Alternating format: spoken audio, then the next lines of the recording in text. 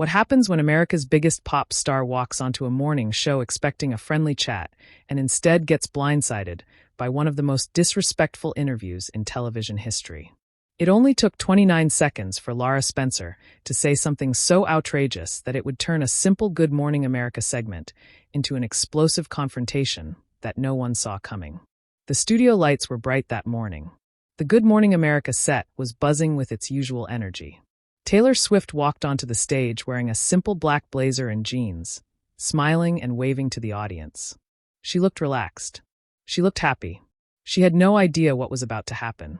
Lara Spencer sat across from her, flanked by her co-hosts, Michael Strawn and Robin Roberts. George Stephanopoulos was at the news desk nearby. The cameras started rolling.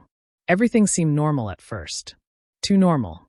"Taylor, welcome back to Good Morning America," Laura said with a smile that didn't quite reach her eyes. "We're so excited to have you here." "Thank you so much for having me," Taylor replied warmly. "I'm always happy to be here." "So," Laura continued, leaning forward slightly, "your new album just dropped and fans are going crazy over it. But I have to ask, when are you going to grow up and write about something other than your breakups?" The air in the studio seemed to freeze. Robin Roberts shifted uncomfortably in her seat. Michael Straw's smile faltered. Taylor's expression remained polite, but something flickered in her eyes. "I'm sorry, what?" Taylor asked, her voice still measured, but with an edge that wasn't there before. "Oh, come on," Laura said, waving her hand dismissively. "We all know your whole thing is just writing sad songs about guys who dumped you. Don't you think it's time to move on to more mature content?" Michael Strawn jumped in quickly, trying to redirect. "Taylor, I think what Lara means is—" "No, Michael, let me finish." Laura interrupted, not even looking at him. "Taylor, you're what, 30 years old, and you're still writing diary entries set to music. I mean, when do we get some real artistry from you?" Taylor sat up straighter. Her smile was completely gone now. "Real artistry," she repeated slowly. You know what I mean?" Lara continued, seemingly oblivious to the tension building around her. "Something with substance, something that matters, not just another song about some guy who didn't text you back." Robin Roberts tried to intervene. "Lara, I don't think that's fair." "Robin, please." Lara cut her off. "I'm just saying what everyone's thinking. Taylor's been in this industry for how long now? 15 years? 20. She's still mining the same material over and over again." Taylor's jaw tightened when she spoke. Her voice was calm but ice cold. "Lara, with all due respect, you clearly haven't listened to my music." "Oh, I've heard it." Lara shot back. "Everyone's heard it. It plays in every grocery store and shopping mall in America. You can't escape it." "Then you would know," Taylor said, her words deliberate and controlled, "that my last 3 albums have explored themes of folklore, amal, storytelling, personal growth, social commentary, and fictional narratives. But even if they were all about relationships, why would that make them less valid?" "Because it's repetitive," Lara said with a shrug. "It's boring. Your fans might eat it up, but serious music critics have been saying this for years." George Stephanopoulos looked like he wanted to crawl under his desk. Michael Strawn was shaking his head slowly. Robin Roberts had her hand over her mouth. "Serious music critics," Taylor repeated. And now there was steel in her voice. "You mean the same critics who have given my album some of the highest ratings of my career? The same critics who praised my songwriting and production?" "Well, there are always some who disagree," Laura said, smirking slightly. "But let's be honest, Taylor, your fan base is mostly teenage girls. That's not exactly the demographic that defines musical excellence." That was it. That was the moment everything changed. Taylor stood up slowly, carefully removing her microphone. The entire studio went silent. You could have heard a pin drop. "I'm sorry," Taylor said, her voice shaking slightly, not with fear, but with controlled anger. "Did you just dismiss teenage girls as if their opinions don't matter?" Laura blinked, seeming to realize for the first time that she might have gone too far. "I didn't mean no, please finish your thought." Taylor interrupted. "You were saying that because my fans are mostly young women, their taste in music is somehow less important. Is that right, Taylor?" "That's not what I said." Lara tried to backtrack. "That's exactly what you said." Taylor countered. "You just sat there and insulted not only my work, but millions of young women who support me. Women who see themselves in my music. Women who have every right to decide what matters to them." Robin Roberts spoke up, her voice firm. "Taylor's absolutely right, Laura. That was completely out of line." "Thank you, Robin," Taylor said, her eyes never leaving Laura. I've been in this industry long enough to know when someone is trying to tear me down to make themselves feel important. And I'm not going to sit here and let it happen on national television. Lara's face was turning red. Now, wait just a minute. I'm a host on this show, and you're a guest. You don't get to speak to me like that. A host who clearly didn't prepare for this interview, Taylor shot back. A host who thought it would be fun to ambush me with insults instead of asking actual questions about my work. Michael Strawn finally found his voice. Ladies, let's all just take a breath here. No, Michael, Taylor said, but her tone softened when she looked at him. I appreciate you trying to keep the peace, but I'm not going to take a breath and pretend this is okay. It's not okay. Lara stood up now, too. Her face flushed with anger and embarrassment. You know what? Maybe if you could take some criticism, you wouldn't be so sensitive. Criticism. Taylor's voice rose for the first time. You didn't offer criticism. You offered insults.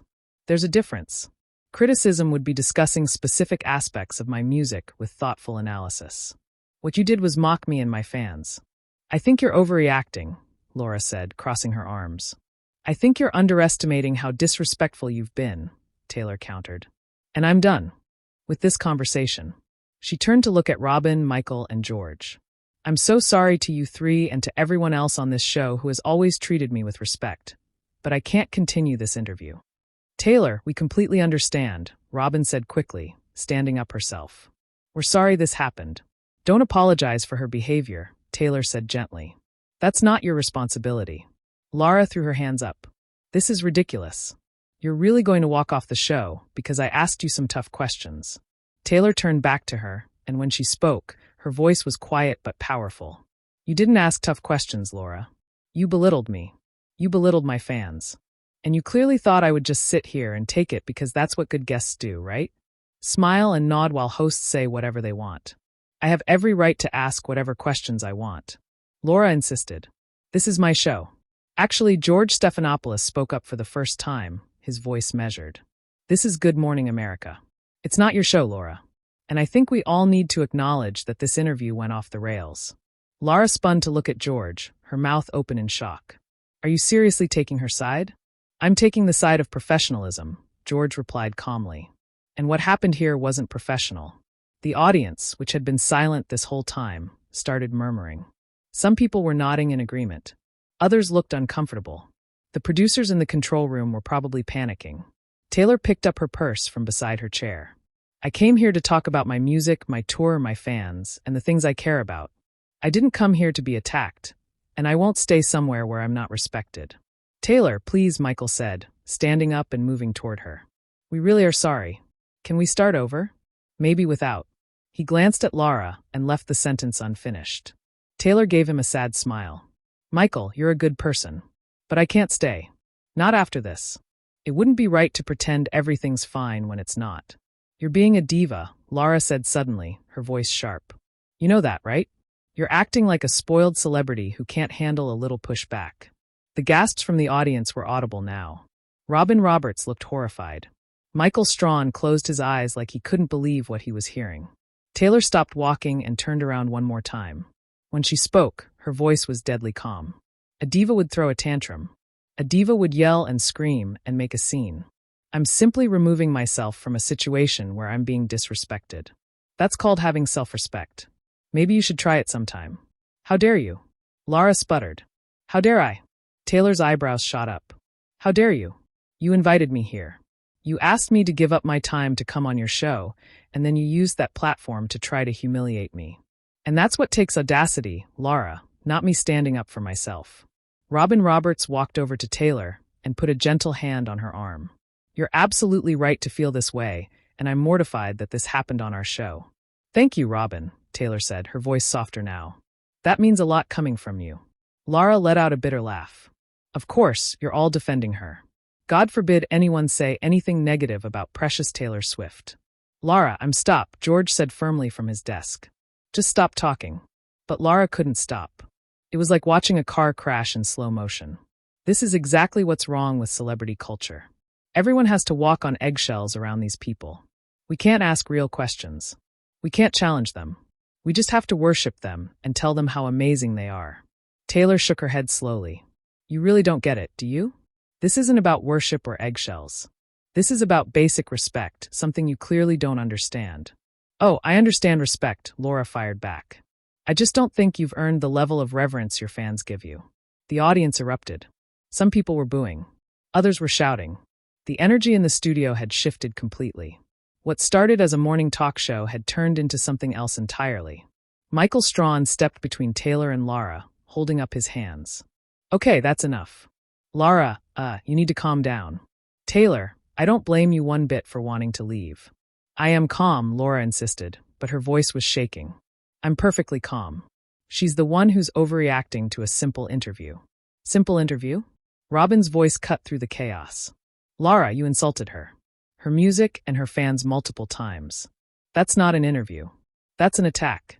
I was doing my job, Lara said defensively. No, Taylor said, and everyone turned to look at her. Your job is to inform and entertain your audience. Your job is to ask thoughtful questions and create interesting conversations. Your job is not to tear down your guests to make yourself feel superior.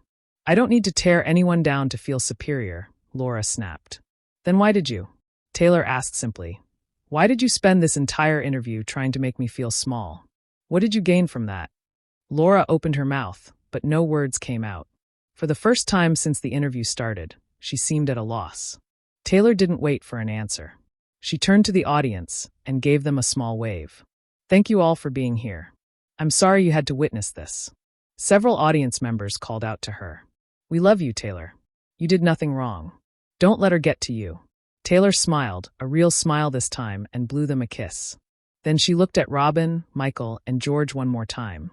Say, thank you for your kindness. I hope we can do this again under better circumstances. Anytime, Michael said warmly. You're always welcome here. Some of us, anyway, Robin added, shooting a pointed look at Lara. Taylor nodded and started walking toward the exit. The cameras followed her every step. She held her head high, her shoulders back, moving with grace and dignity, even in the middle of this disaster. Don't you walk away from me, Lara called out suddenly. Ah, I'm not finished talking to you. Taylor paused but didn't turn around. Actually, Lara, you are finished. This interview is over. I'm leaving and there's nothing you can do about it. You're going to regret this, Lara said. And the threat in her voice was clear. Walking off my show like this, people will talk about it. Taylor turned her head slightly, just enough to make eye contact. Let them talk. At least they'll be talking about how I stood up for myself instead of how I sat there and took your abuse. I know which story I'd rather be part of. And with that, she walked through the studio doors and was gone. The set erupted into chaos. Producers were running around. Cameras didn't know where to point. The audience was buzzing with conversation. Lara stood frozen, her face a mixture of anger, embarrassment, and something that might have been regret. Robin Roberts removed her microphone and stood up. I need a break, she announced to no one in particular and walked off set. Michel Strawn followed her, shaking his head in disbelief. George Stephanopoulos looked directly into the camera. We'll be right back after this, he said, his voice professional but strained. Clearly, we have some things to sort out here. The camera cut to commercial, but the damage was done. Lara finally sat back down in her chair, alone on the couch where just minutes ago she'd been sitting with her co-hosts. She looked at the empty chair where Taylor had been. The studio felt different now, colder, more hostile. A producer approached her, clipboard in hand, face tight with stress. Lara, we need to talk. Not now, Lara said quietly. Yes, now, the producer insisted. Do you have any idea what just happened? That was Taylor Swift. She's one of the biggest stars in the world. And then I know what I did, Lara interrupted, her voice small. Do you? The producer pressed. Because from where I was standing, you just created a public relations nightmare for this entire show. Lara didn't respond. She couldn't because deep down she knew the producer was right. The audience was still talking among themselves, sharing their reactions, pulling out their phones. In the age of social media, this moment would be everywhere within minutes. Everyone would see what happened. Everyone would have an opinion. And Lara Spencer would be at the center of it all, but not in the way she'd wanted. When the cameras came back on after commercial, Robin and Michael had returned to the set, but they looked different, stiff, uncomfortable. The easy chemistry that usually characterized Good Morning America was completely gone. George spoke first. We want to acknowledge what just happened here. Our guest, Taylor Swift, left the show during what became a very contentious interview. We apologize to Taylor and to our viewers for how that segment unfolded. Lara sat silently, her face pale. We pride ourselves on creating a welcoming environment for all our guests, Robin added, her voice firm. And we fell short of that today. We're sorry. Michael nodded in agreement. We have tremendous respect for Taylor Swift as an artist and as a person, and she deserved better than what she got here this morning. Laura finally spoke, her voice barely above a whisper. I was just trying to ask challenging questions. Robin turned to look at her, and the disappointment in her eyes was evident. There's a difference between challenging and cruel, Lara. You crossed a line. The rest of the show continued, but the energy never recovered. Every segment felt forced. Every smile felt fake. The viewers at home could feel it. The audience in the studio could feel it. Everyone knew something had fundamentally changed. Taylor Swift's exit from Good Morning America wasn't just a celebrity walking off a talk show. It was a statement. It was a moment where someone said enough is enough. Where someone chose dignity over compliance. Where someone showed that respect is not optional, no matter who you are or what platform you're on. And Lara Spencer, who thought she could bully a guest into submission, learned a hard lesson about consequences, about how treating people badly in front of millions of viewers doesn't make you look tough or edgy. It makes you look small. The thing about moments like these is they reveal character. They show who people really are when the pressure is on. And in this case, the contrast couldn't have been clearer. Taylor Swift walked out with grace, strength, and self-respect intact. She didn't yell. She didn't curse. She didn't stoop to Lara's level, where she simply stated her boundaries and left. That's real power. Lara, on the other hand, revealed something else entirely. She revealed someone so insecure in her own position that she felt the need to diminish someone else. Someone so caught up in performing toughness that she forgot about basic human decency. Someone who confused cruelty with journalism. As the show finally came to an end, the co-hosts said their goodbyes to the camera with none of their usual warmth. The credits rolled. The audience filed out, still buzzing about what they'd witnessed. Backstage, Taylor Swift was probably long gone, already on her way to wherever she needed to be next. But her presence still lingered in that studio. Her words still echoed in the minds of everyone who'd been there. I won't stay somewhere where I'm not respected. 7 words that summed up everything. 7 words that should be simple and obvious, but somehow still need to be said. 7 words that resonated with everyone who's ever been in a situation where they were treated poorly and wished they'd had the courage to walk away. Lara Spencer started that morning thinking she was going to have a fun interview with a pop star, maybe get some clicks with some controversial questions, maybe shake things up a little, and show everyone how tough she could be. Instead, she ended it having learned one of the most important lessons in broadcasting, maybe in life. You can't build yourself up by tearing others down. You can't earn respect by showing disrespect. And you can't expect people to sit quietly while you insult them, no matter how famous you are or what platform you're on. The interview that was supposed to last 20 minutes ended in chaos in less than half that time. But the impact would last much longer. The conversations it sparked, the think pieces it would generate, the discussions about respect and professionalism in media, all of that was just beginning. Because sometimes it takes a dramatic moment to make. People pay attention. Sometimes it takes someone walking out to make everyone else wake up and realize that what they're watching isn't entertainment. It's mistreatment. And maybe, just maybe, that's why Taylor Swift's exit from Good Morning America mattered so much.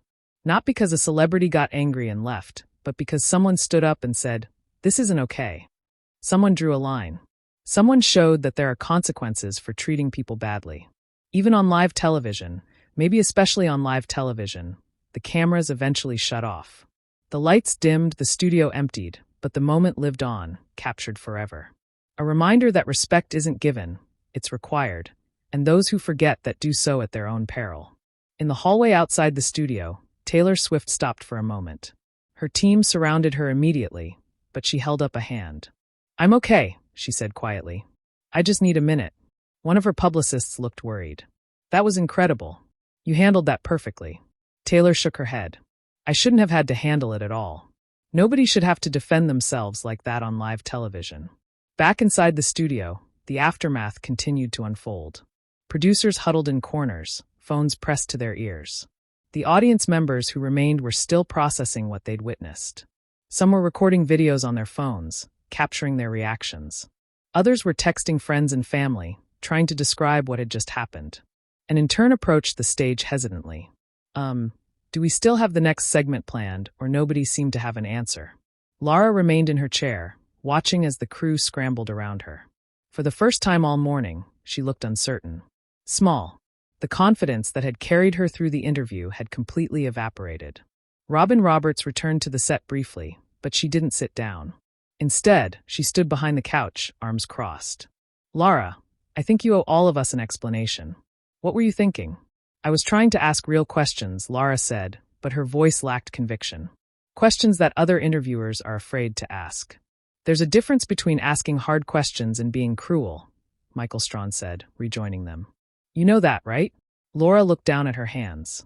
She just seemed so perfect, so untouchable. I thought maybe if I pushed back a little, we'd get something authentic. You got something authentic, George said from his desk. You got an authentic display of someone standing up for themselves when they're being mistreated. Is that what you wanted? The silence that followed answered the question. Meanwhile, in another part of the building, network executives were already in emergency meetings. Phone lines were lighting up. Social media was exploding. The video clips were spreading faster than anyone could have predicted. One executive stared at his computer screen, watching the clip play over and over, and Taylor standing up, removing her microphone, the look on her face, the power in her voice, the grace with which she walked away. This is either going to destroy us or make us confront some serious issues, he muttered to his colleague. Or both, the colleague replied. Back on set, the show was trying to continue, but it was like performing surgery on a patient who had already flatlined. Every segment felt hollow. Every smile felt forced. The hosts were going through the motions, but their hearts weren't in it. During a commercial break, Robin pulled Lara aside. You need to think very carefully about what happens next. This isn't going away. You can't just move on like nothing happened. What do you want me to do? Lara asked, and there was a hint of defensiveness in her voice. Gravel, apologize. I want you to understand what you did wrong, Robin said firmly. Because right now, I'm not sure you do. Michael joined them, his expression serious. Lara, I've known you for years. I've never seen you treat a guest like that. What happened? Lara opened her mouth to respond, then closed it again. What could she say? That she'd wanted to be provocative? That she'd thought it would make for good television? That somewhere along the way, she'd confused controversy with content? I don't know, she finally admitted. And for the first time, she sounded genuinely lost. The truth was starting to sink in, not just for Lara, but for everyone involved. This wasn't just an awkward interview that would be forgotten by tomorrow. This was a defining moment. The kind of moment that people would remember. The kind of moment that would be studied in journalism classes as an example of what not to do. In her dressing room, Taylor Swift sat quietly, processing everything that had happened. Her phone was blowing up with messages of support. Fellow artists, friends, fans who had somehow already seen clips of the interview. Everyone telling her she did the right thing, but she didn't feel triumphant. She felt sad. Sad that it had come to that.